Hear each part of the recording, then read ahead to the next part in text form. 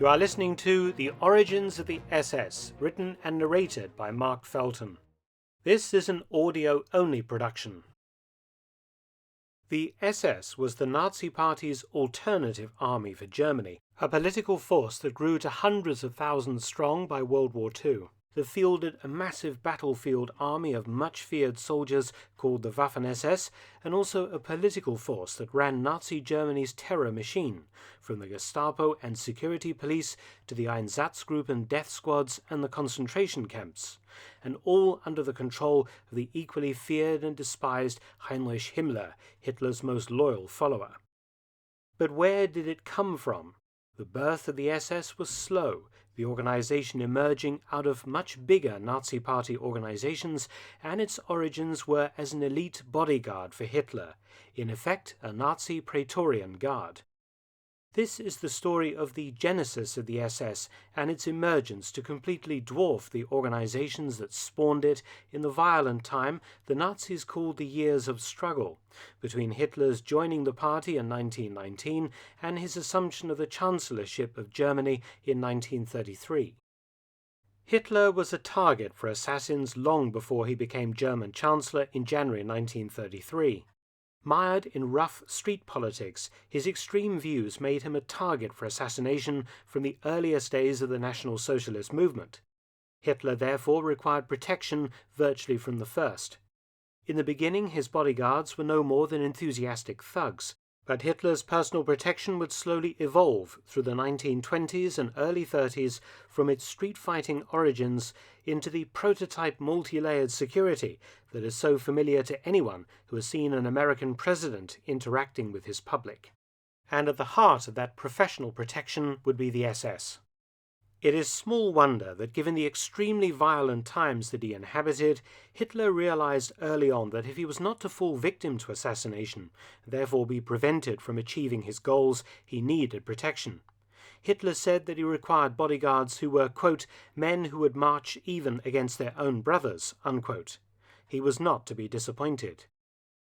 Hitler's first protection detail was a small collection of trusted heavies, appointed in 1920. At this time, the Nazi Party was simply the German Workers' Party, or DAP, and its name was changed in April 1920 by the addition of the words National Socialist at the beginning. Political meetings in Munich were extremely rowdy, and the heavies would violently eject hecklers from mass gatherings when Hitler spoke. Their basic function was to protect Hitler from getting beaten up during his early and often very dangerous public appearances. Their weapons were fists, boots, and truncheons. They were known informally as the Saalschutzabteilung, or Hall Defense Detachment, and they were under the command of Emil Morris, a former watchmaker and Freikorps soldier. Morris, aged 23, had been a personal friend of Hitler's since the year before. The unit's proper name was the Ordnertruppen, or Order Troop. On the 3rd of August 1921, Hitler refined the unit, now that he had been confirmed as supreme leader of the Nazi Party.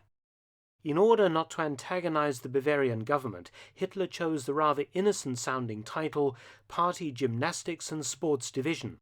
It was well organized, particularly after command was handed to an ex-naval officer, Hans Ulrich Klincher, and consisted mainly of ex-soldiers and street fighters.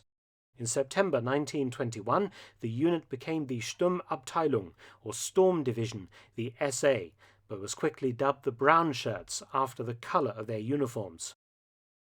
Morris was appointed Oberster SA Führer, or Supreme SA Leader. Throughout the 1920s, Hitler's inner circle of bodyguards consisted of only 5 trusted men. Ulrich Graf, a former wrestler built like a nightclub bouncer who was Hitler's personal protection officer. Emil Morris, his driver, a job that often necessitated violent evasive maneuvers. Christian Weber, a rather unsavory part-time pimp and horse dealer who acted as the Führer's private secretary. Julius Schaub, who was Hitler's valet, and SA Obergruppenführer Wilhelm Brückner, who acted as his adjutant. Brückner was well liked, a former Bavarian army officer and Freikorps man who was affable and straightforward. These men were kept busy, For example, in November 1921, Hitler spoke at a beer hall in Munich to an audience of around 300 heavy-drinking supporters and enemies. The audience began arguing among themselves and then throwing beer steins, followed by chairs and eventually fists. During the resulting melee, unknown assailants fired several shots at Hitler. His bodyguards, and possibly Hitler himself, who was routinely armed, returned fire with their pistols. No one was killed, but it was a lucky escape for Hitler. Meanwhile, the SA grew in size and influence. Now, under the decorated war hero and secret homosexual SA Chief of Staff Ernst Röhm, Hitler's personal security detail was augmented and expanded. In 1923, the SA Stoßtrupp, or assault squad, was formed around Hitler's 5-man protection team, and it would eventually number 100 trusted men. Another assassination attempt took place in 1923 when Hitler spoke in Thuringia. Shots were fired at him from the crowd, and later, when he was driving through Leipzig, more shots were fired at his car. 5 Stoßtruppen were killed during the abortive beer hall putsch in Munich in November 1923, when Hitler disastrously attempted to seize power in Bavaria by force from the Weimar government. This was the moment when Hitler had come closest to being killed, ironically not by political opponents but by professional soldiers, a situation that was to be repeated several times during the Second World War. The beer hall putsch was a defining moment in the history of the Nazi Party and also of Hitler's personal security. Marching at the head of 2,000 SA and other Nazi supporters, Hitler was in the front row alongside First World War hero General Erich Ludendorff when 100 Reichswehr and police opened fire outside the Feldherrnhalle or Field Marshal's Hall, a monumental loggia on the Odeonsplatz in Munich. The Feldherrnhalle was built in 1841–44 at the behest of King Ludwig I as a symbol of the honours of the Bavarian army. The initial volley cut down several top Nazis, including Hermann Göring, who was shot through the thigh. Hitler's bodyguard, Ulrich Graf, actually dislocated Hitler's shoulder as he tried to protect him from the gunfire, dragging him violently down to the pavement. In total, 16 Nazis died, including 5 of Hitler's protection team. Hitler fled the scene by car and was arrested 2 days later. Hitler was jailed for his role in the putsch, imprisoned alongside Rudolf Hess and Emil Morris, both men helping him to prepare his famous book Mein Kampf. When Hitler was released from Landsberg prison in 1925, both the Nazi Party and the SA, dissolved in 1923, were rapidly recreated. Morris was appointed commander of the newly formed Stubswaka. From the rebirth of Nazism emerged an entirely new and sinister organization that was charged with protecting Hitler. The Stubswaka was renamed the Schutzstaffel, or Protection Squad, and this was the moment the infamous SS was born. Eventually, the SS would entirely supplant the power of the SA. Its first commander was 28-year-old Julius Schreck, a close friend of Hitler and a fellow First World War and Freikorps veteran. Schreck had also been imprisoned at Landsberg alongside Hitler and the other Nazi leaders in 1923–25. Emil Morris, holding SS membership number 2, was appointed Hitler's full-time driver, but only until he was abruptly sacked by the Führer for having an affair with Hitler's niece, Gaily Raubel. The SS would remain part of the SA for a long time. When formed in 1925, the SS consisted of a single 30-man company of bodyguards. In September 1925, all local Nazi Party officers were ordered to create 10-man bodyguard units from among their most promising SA stormtroopers. The next year, 6 SS Gaus were established, supporting all such units. They answered directly to the SS Oberleitung, or headquarters unit commanded by Schreck. Schreck in turn took his orders from the office of the Supreme SA leader Franz Pfeffer von Salomon. In 1926, Schreck stood down as Reichsführer SS, being replaced by former junior army officer Josef Berchtold. Schreck later became an SS Standartenführer or colonel and continued to serve Hitler as his personal driver following Morris's sacking for many years until his sudden death in 1936 from meningitis. In 1927, Reichsführer SS Erhard Hayden replaced Berchtold. Before 1929, the SS wore brown SA uniforms, but with black ties and a black kepi adorned with the silver death's head skull and bones symbol borrowed from earlier imperial cavalry uniforms. It was a minuscule organization in comparison with the now 3 million strong SA from which it recruited its members. But it was an organization that owed its allegiance not to the Nazi Party, but to the body and person of Hitler and Hitler alone. The SS was literally the new Praetorian Guard, and its men were the brightest and best that the SA had to offer, men whose loyalty to Hitler was sacred. Unlike the SA, a mostly working-class organization, many SS men came from the middle classes. Their motto, engraved on their silver belt buckles, was Meine Ehre heißt Treue, my honor is loyalty, and this was taken quite literally. In 1929, the leadership of the SS changed when a 29-year-old, bespectacled Bavarian chicken farmer and former Imperial Army officer cadet took over, Heinrich Himmler. His loyalty to Hitler was pathological. He once said, quote, "If Hitler were to say I should shoot my mother, I would do it and be proud of his confidence." Unquote.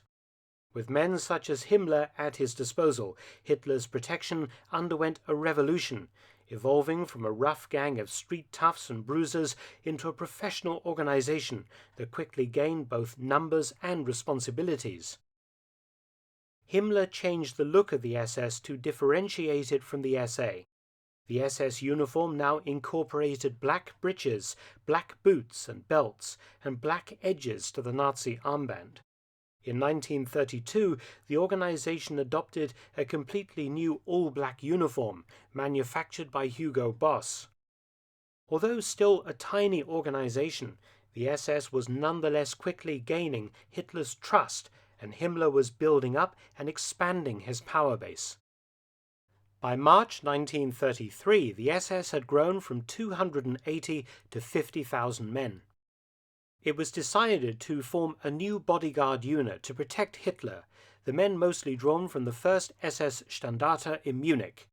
Its new commander, a former Army Sergeant Major named Sepp Dietrich, selected 117 men to form SS Stubswaka Berlin. Many of the 117 originals went on to spectacular careers during the war, 3 becoming divisional commanders and 8 winning the Knight's Cross, Germany's highest gallantry award. 2 training units were also formed, SS Sonderkommando Sossen and SS Sonderkommando Jüterbog. In September 1933, the 3 units were amalgamated into one, and at a ceremony in November outside the Feldherrnhalle in Munich, a holy place in Nazi ideology because of the Beer Hall Putsch, the unit swore a personal oath of allegiance to Hitler and received the title Leibstandarte Adolf Hitler, or Lifeguard Regiment. In April 1934, Himmler changed the unit name to Leibstandarte SS Adolf Hitler to clearly differentiate the troops from the SA and the Reichswehr. The LSSAH provided sentries of the old Reich Chancellery in Berlin who dressed in full black SS uniforms, red Nazi Party armbands, and black steel helmets that were an intentionally intimidating sight. When the Führer was in residence, the LSSAH mounted a long guard consisting of 1 officer, 3 NCOs, and 39 men. When Hitler was elsewhere, the guard was reduced to 3 NCOs and 33 men. They were on constant patrol, armed with either pistols or rifles. In 1932, Sepp Dietrich had also been ordered to create a permanent close protection group for Hitler during the crucial year the Führer spent campaigning for the Reichstag. Dietrich created the SS Begleitkommando des Führers, or SS Escort Command of the leader, consisting of 12 ruthless and coldly efficient SS officers. Dressed in black uniforms and red party armbands, they accompanied Hitler everywhere, Later in the war, they reverted to a standard field-grey SS uniform with a special cuff band. On the 15th of March 1933, Himmler, keen to place his men as close to Hitler as possible, founded a new unit that was also tasked with protecting the Führer, called the Führerschutzkommando, or Leader Protection Command, or FSK. Its commander was 35-year-old SS Colonel Johann Rattenhuber.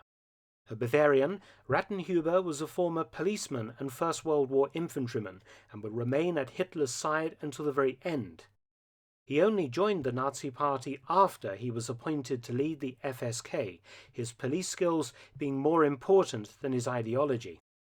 His deputy, SS Lieutenant Peter Högel, had worked as a miller in Bavaria before the Great War, joined the army in 1916, and served on the Western Front, rising to the rank of corporal.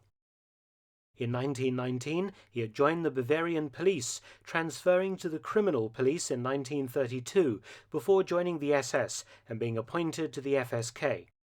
Högel was one of several men in Hitler's inner circle who would remain with the Führer from just after the Nazi seizure of power until the bitter end in the Berlin bunker in 1945. Hitler faced many threats both during his rise to power and after he became Chancellor, from various groups, the left, from communists, from foreign assassins, and also, interestingly, from the SA, the Sturmabteilung or brown shirts.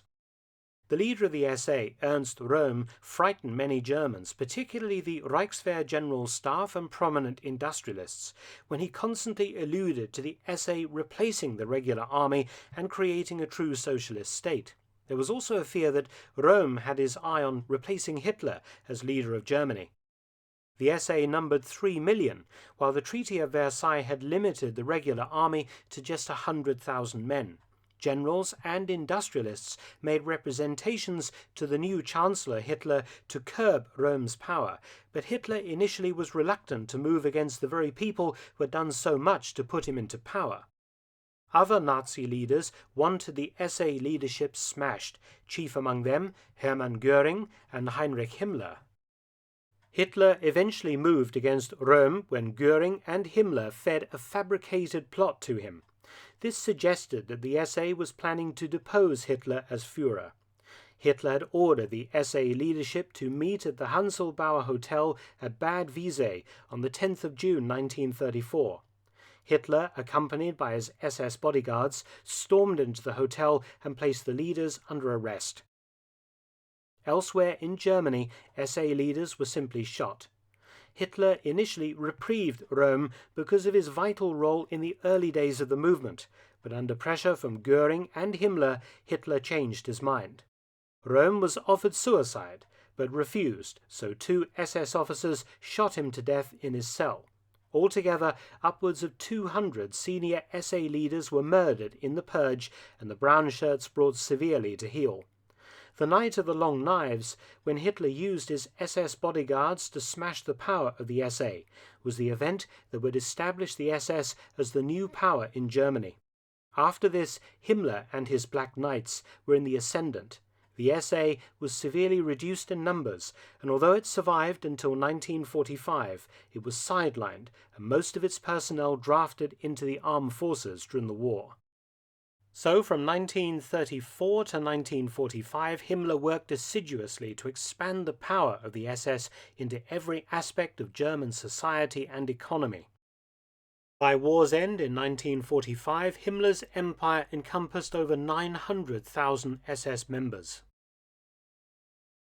You have been listening to The Origins of the SS, written and narrated by Mark Felton for War Stories with Mark Felton.